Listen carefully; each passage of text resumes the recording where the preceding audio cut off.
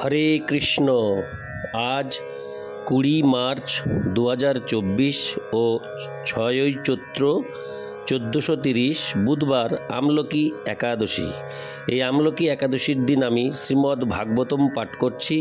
আজ আমি পাঠ করব শ্রীমদ্ ভাগবতমের দ্বিতীয় স্কন্ধ 7ম অধ্যায় বিশিষ্ট কার্য সম্পাদনের জন্য নির্দিষ্ট অবতার সমূহের শ্লোক 37, 38, 39 ও 40। नारायण हे नारायण भवभयहरणं नारायण। অডিওর শুরুতে সকল ভক্তিমতী মা ও ভক্তবৃন্দের কাছে আমার বিনীত প্রার্থনা, আপনারা আমার এই ইউটিউব চ্যানেলটি সাবস্ক্রাইব করবেন। জীবনের পূর্ণতা সাবস্ক্রাইব করে আমাকে উৎসাহিত করবেন, আশীর্বাদ করবেন। এবং সাবস্ক্রাইব করার প্রকৃত উদ্দেশ্য হচ্ছে আমি যখনই অডিও আপলোড করব তখন সাথে সাথেই আপনাদের কাছে সেই অডিওটি পৌঁছে যাবে। শুরু করছি শ্লোক 37। দেবদিশ্যাং নিগমবর্তনি নিষ্ঠিতানাং পূর্ভির্ময়েন বিহিতাভিরদিশ্য তুর্ভি লোকান ঘনত্তাং মতি বিমোহমতি প্রলোভং বেশং বিধায় বহু ভাষ্যত ঔপধর্মম। অনুবাদ: নাস্তিক অসুরেরা বৈদিক বিজ্ঞানে অত্যন্ত দক্ষ হয়ে মহাবিজ্ঞানী ময় দানব কর্তৃক নির্মিত মহাকাশ যানে চড়ে গগন মার্গে অদৃশ্যভাবে বিচরণ করবে, তখন তাদের মোহাচ্ছন্ন করার জন্য অত্যন্ত আকর্ষণীয় বুদ্ধ রূপে আবির্ভূত হয়ে তিনি উপধর্ম প্রচার করবেন। তাৎপর্য: ভগবান বুদ্ধের এই অবতার আধুনিক ইতিহাসে বর্ণিত বুদ্ধ অবতার নন। শ্রীল জীব গোস্বামীর মতে এই শ্লোকে যে বুদ্ধ অবতারের উল্লেখ করা হয়েছে তিনি অন্য এক কলিযুগে আবির্ভূত হয়েছিলেন। এক মনুর জীবনকালে 72-এরও অধিক কলিযুগ হয় এবং তাদেরই কোনো একটি বিশেষ কলিযুগে এখানে যে বুদ্ধের উল্লেখ করা হয়েছে তার আবির্ভাব হয়েছিল। মানুষ যখন অত্যন্ত জড়বাদী হয়ে ওঠে এবং সাধারণ জ্ঞানের ভিত্তিতে ধর্মনীতির প্রচার করে তখন বুদ্ধদেব আবির্ভূত হন।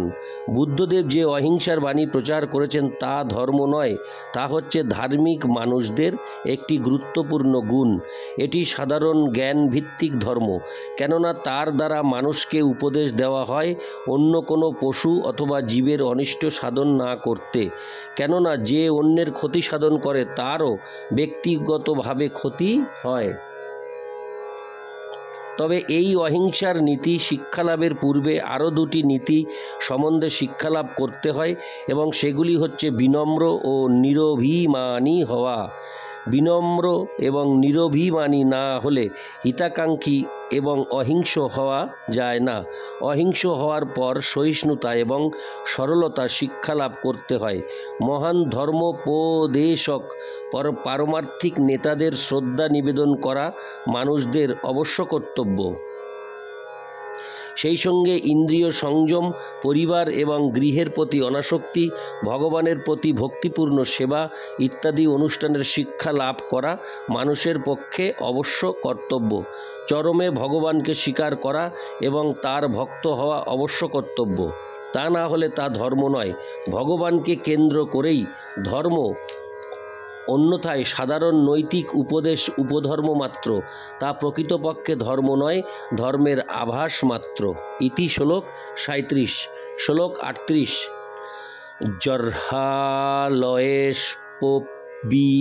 হরে কৃষ্ণ।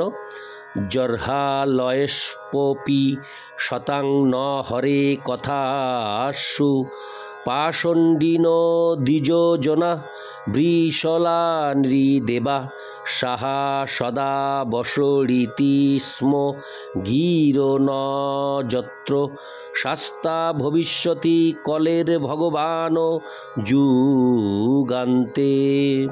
অনুবাদ: তারপর কলিযুগের শেষে যখন তথাকথিত সাধু এবং উচ্চতর 3 বর্ণের সম্ভ্রান্ত ব্যক্তিদের গৃহেও ভগবানের কথা আলোচনা হবে না এবং যখন রাষ্ট্রের শাসন ব্যবস্থা জনসাধারণ কর্তৃক নির্বাচিত শূদ্র অথবা তার থেকেও নিকৃষ্ট স্তরের মানুষের হাতে ন্যস্ত হবে এবং যখন সাহা, সদা, বসট ইত্যাদি বৈদিক মন্ত্র আর শোনা যাবে না, তখন ভগবান পরম দণ্ডদাতা রূপে আবির্ভূত হবেন। তাৎপর্য: এখানে এই কলিযুগের অন্তিম সময়ে জড় জগতের যে কি প্রচণ্ড দুর্দশাগ্রস্ত অবস্থা হবে তার লক্ষণসমূহ বর্ণনা করা হয়েছে।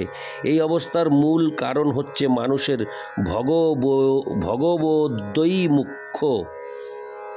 সেই সময়ে তথাকথিত সাধুসন্ত এবং সমাজের উচ্চতর বর্ণের মানুষেরাও, যাদের সাধারণত দ্বিজজন বলা হয়, তারাও পাষণ্ডী হয়ে যাবে। তারা ভগবানের অপ্রাকৃত লীলাবিলাসের কথা আলোচনা করা তো দূরে থাক, ভগবানের দিব্য নাম পর্যন্ত বিস্মৃত হবে।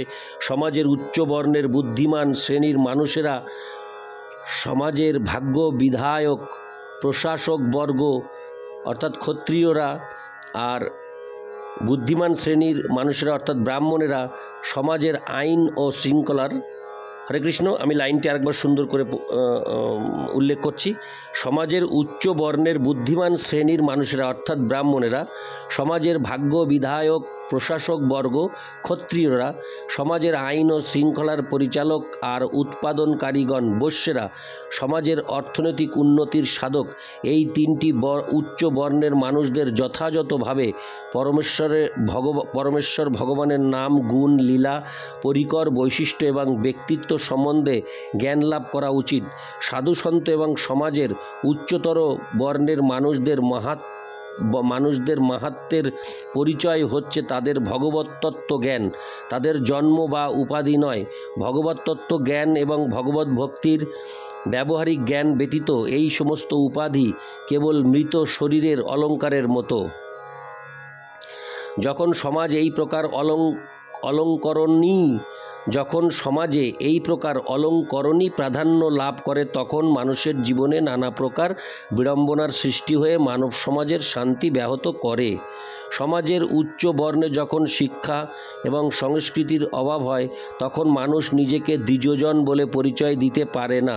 দ্বিজ শব্দটির প্রকৃত অর্থ এই মহান শাস্ত্রের বহু স্থানে বিশ্লেষণ করা হয়েছে এবং এখানেও পুনরায় মনে করিয়ে দেওয়া হচ্ছে যে পিতামাতার দৈহিক মিলনের ফলে যে জন্ম হয় তা পশু জন্ম। কিন্তু এই পশু জন্ম এবং আহার, নিদ্রা, ভয় এবং মৈথুন, এই 4টি পশু প্রবৃত্তি সমন্বিত পারমার্থিক তত্ত্ববিজ্ঞানবিহীন যে জীবন, তা হচ্ছে শূদ্রের জীবন বা নিম্ন স্তরের মানুষের অসভ্য জীবন। এখানে উল্লেখ করা হয়েছে যে কলিযুগের মানব সমাজের প্রশাসনিক শক্তি অসংস্কৃত ভগবদ্বিহীন শ্রমিক সম্প্রদায়ের হাতে হস্তান্তরিত হবে এবং তার ফলে বৃষলারা বা অসংস্কৃত মানুষ, সমাজের নিম্ন বর্ণের মানুষেরা নৃদেব বা রাষ্ট্রের মন্ত্রী হবে। অসংস্কৃত নিম্ন বর্ণের মানুষরা যখন নেতৃত্ব করে, তখন সমাজে কোনো রকম শান্তি অথবা সমৃদ্ধি আশা করা যায় না। এই প্রকার অসংস্কৃত পশুদের লক্ষণ ইতিমধ্যেই দেখা যাচ্ছে এবং নেতৃস্থানীয় মানুষদের কর্তব্য হচ্ছে ব্রাহ্মণ্য সংস্কৃতির প্রবর্তন করে মানুষকে ভগবত তত্ত্ব বিজ্ঞান সম্বন্ধে শিক্ষাদান করে সমাজ ব্যবস্থার সংশোধন করার চেষ্টা করা। সারা পৃথিবী জুড়ে শ্রীমদ্ ভাগবতের সংস্কৃতি প্রচার করার মাধ্যমে তা সম্ভব। মানব সমাজের অধঃপতিত অবস্থায় ভগবান কল্কি অবতার রূপে অবতীর্ণ হয়ে নির্দয়ভাবে সমস্ত অসুরদের সংহার করেন। ইতি শ্লোক 38। শ্লোক 39। স্বর্গে তপোহ মৃষয় নবজে প্রজেষা স্থানে হত ধর্ম মখমন্ন মরাব নিশা অন্তে তদ্ধর্ম হর মন্নু বসাসুরাদ্দা মায়াবিভূতয় ইমা পুরুশক্তি ভাজ। অনুবাদ: সৃষ্টির প্রারম্ভে তপস্যা আমি এবং প্রজাপতিগণ অর্থাৎ ব্রহ্মা এবং প্রজাপতিগণ, তারপর স্থিতি সময়ে শ্রীবিষ্ণু, নিয়ন্ত্রণের ক্ষমতা সমন্বিত দেবতাগণ এবং বিভিন্ন লোকের রাজাগণ এবং সংহারকালে অধর্ম, রুদ্র এবং ক্রোধী নাস্তিক ইত্যাদিরা সকলেই বহু শক্তিধারী ভগবানের শক্তির বিভিন্ন প্রতিনিধি। তাৎপর্য: এই ভৌতিক জগৎ ভগবানের শক্তি থেকে উৎপন্ন, যার প্রকাশ সৃষ্টির প্রারম্ভে প্রথম সৃষ্ট জীব ব্রহ্মার তপস্যা থেকে, এবং তারপর 9 জন প্রজাপতির আবির্ভাব হন, যারা মহান ঋষি নামে পরিচিত। সৃষ্টির পালনকালে যথার্থ ধর্ম অর্থাৎ ভগবান বিষ্ণুর প্রতি ভক্তি, বিভিন্ন দেবতাগণ এবং এই জগতের পালনকারী বিভিন্ন লোকের রাজাদের আবির্ভাব হয়। অবশেষে যখন সৃষ্টির সংহারের আয়োজন হয়, তখন প্রথমে অধর্ম, তারপর ক্রোধোন্মত্ত নাস্তিকগণ সহ শিবের প্রকাশ হয়। কিন্তু তারা সকলেই হচ্ছেন পরমেশ্বর ভগবানের প্রকাশ। তাই ব্রহ্মা, বিষ্ণু এবং মহেশ্বর জড়া প্রকৃতির বিভিন্ন গুণের ভিন্ন ভিন্ন অবতার। শ্রীবিষ্ণু সত্যগুণের, ব্রহ্মা রজগুণের এবং শিব তমগুণের নিয়ন্তা। এই জড় সৃষ্টি অনিত্য এবং তার উদ্দেশ্য হচ্ছে জড় জগতের বন্ধনে আবদ্ধ জীবদের মুক্তিলাভের সুযোগ দান করা। যারা শ্রীবিষ্ণু কর্তৃক সংরক্ষিত সত্যগুণ প্রাপ্ত হয়েছে, তাদের বৈষ্ণব পন্থা অনুসরণ করার মাধ্যমে মুক্ত হওয়ার সর্বাধিক সম্ভাবনা রয়েছে ও তার ফলে তারা ভগবানের ধামে উন্নীত হতে পারে। তাদের আর তখন এই দুঃখ দুর্দশাগ্রস্ত জড় জগতে ফিরে আসতে হয় না। ইতি শ্লোক 39। শ্লোক 40। বিষ্ণুর্নু বীর্য গণনাং কত মোর্হতিহ য পার্থিবান্নপি কবির বিমমে রজাংসি চস্কম্ভোজ সরোহসাস্খলতা ত্রিপৃষ্টং যস্মাৎ ত্রিসাম্য সদনাদুরুকম্প জানম। অনুবাদ: শ্রীবিষ্ণুর পরাক্রম কে সম্পূর্ণরূপে বর্ণনা করতে পারে?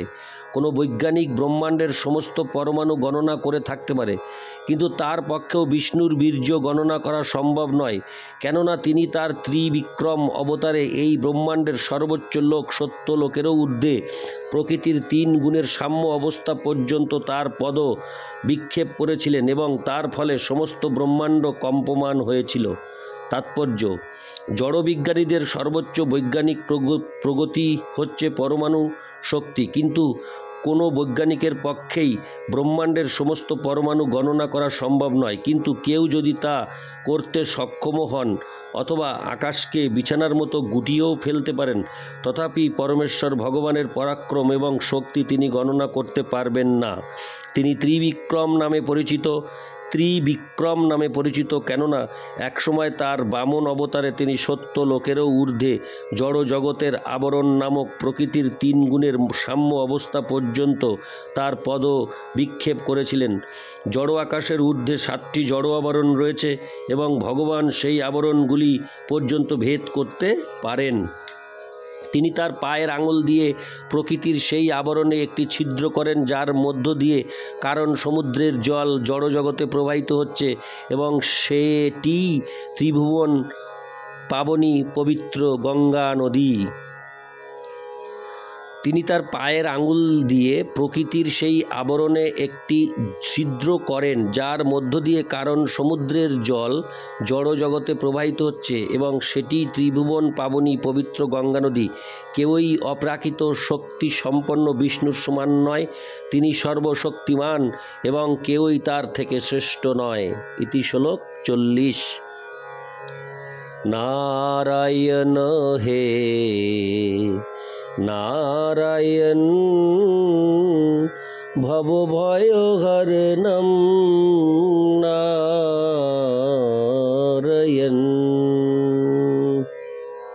হরে কৃষ্ণ